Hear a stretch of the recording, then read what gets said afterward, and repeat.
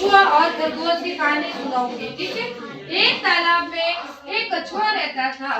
एक दिन वह तालाब के किनारे घूम रहा था। उसे देखकर पास की झाड़ी पे रहने वाला खरगोश उसके पास आया।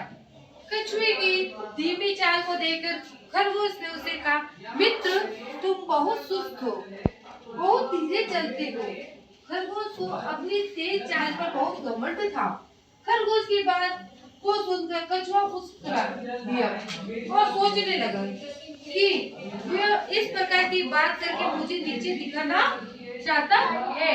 उसने कहा, चलो हम तालाब से बरगद के वृक्ष तक दौड़ लगाते हैं। एक लोमड़ी को निर्णायक बनाया गया। तालाब से दौड़ शुरू हुई। बरगद के पेड़ के नीचे दौड़ समाप्त होनी थी। जो पहले पहुंच जाए वही विजेता माना जाएगा। खरगोश छलांग लगाते हुए काफी आगे निकल गया।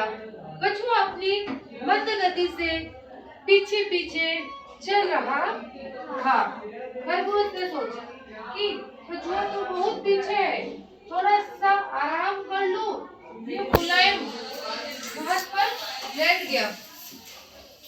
ठंडी हवा में उसे नींद आ गई। कछुआ अपनी मंद गति से लगातार चलता ही रहा। थोड़ी देर बाद वह बरगद के पेड़ के नीचे पहुंच गया। जब खरगोश की आंख खुली तो तेज भागने लगा, परंतु कछुआ तो वहाँ पहले से ही मौजूद था। अब खरगोश को बहुत शर्म आई। वो अपने घमंड के कारण नीचा देख चुका था। उसका सर शर्म से नीचे झुक गया। लगातार धीमी गति से भी कार्य करता हुआ व्यक्ति सफलता तक पहुंच जाता है, अपने लक्ष्य को प्राप्त कर लेता है। अभिमान का फल सदैव अपमान देने वाला होता है। अभिमानी व्यक्ति को सफलता प्राप्त नहीं होती, इसलिए हमें कभी भी अभिमान नहीं करना चाहिए। अपने कार्यों को मंद गति से ही लगातार करते रहना चाहिए।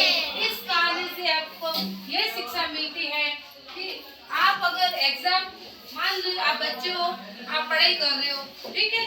अब आपका सेक्शन जुलाई से शुरू होता है, किसी का अप्रैल से शुरू होता है। तो आपको जब आपकी बुक मिल जाती है तो आपको जो होमवर्क दिया जाता है स्कूल में या क्लास वर्क जो दिया जाता है, वो आप अगर डेली आप घर जाके डेली उसको पढ़ोगे, उसको समझोगे तो आपको याद रहेगा। तो आपको जब एग्जाम आएंगे ना, तब आपको मेहनत नहीं करनी पड़ेगी, क्योंकि आपको जो याद किया हुआ रहेगा तो वो आपको पता है कि आप इसका क्वेश्चन का आंसर ये होगा। और जब बच्चे ऐसे थे जो पढ़ते नहीं है, फिर जब एग्जाम पास में आते हैं ना, तब पढ़ने लगते हैं, तब वो पूरी इतनी सारी किताब होगी तो वो कैसे याद होगी? नहीं हो पाएगी ना। क्यों नहीं हो पाएगी? क्योंकि आपने मेहनत ही नहीं की पूरे साल।